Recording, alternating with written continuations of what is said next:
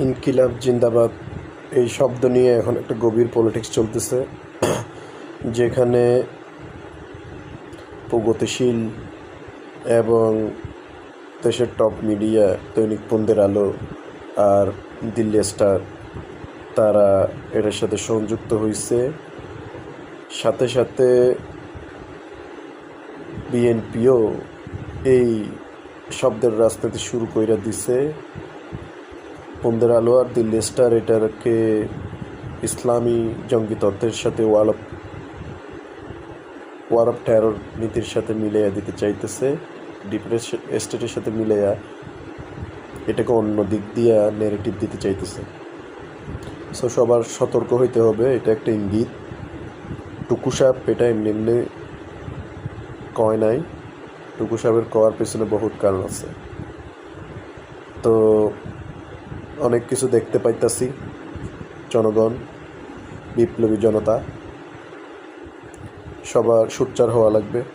আর ইনকিলাব জিন্দাবাদ এইটা বিপ্লবের একটা ভাষা। আর এই ইনকিলাব জিন্দাবাদ ব্যবহার করছিল ভারতীয় উপমহাদেশের ভগৎ সিং যখন অখণ্ডিত ভারত ছিল, ব্রিটিশদের শাসন শোষণ এবং কলোনিয়ালিজম সকল রকম শোষণ থেকে মুক্তির জন্য ভগৎ সিংয়ের মৃত্যুর শেষ মুহূর্ত পর্যন্ত একটি শব্দই ছিল, সেটা হচ্ছে ইনকিলাব জিন্দাবাদ।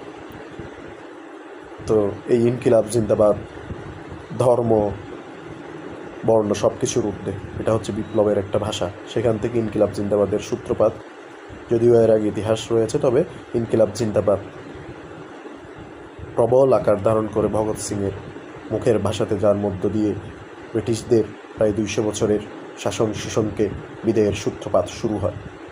তো এটাকে কোনো ধর্ম, বর্ণ বা কোনো একটা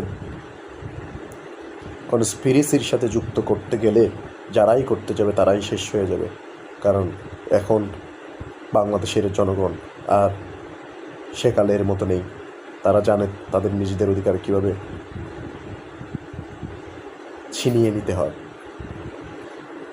তো সবাই সতর্ক থাকুন, বিভিন্ন রকমের চাল চাতুরি চলছে চারদিক থেকে।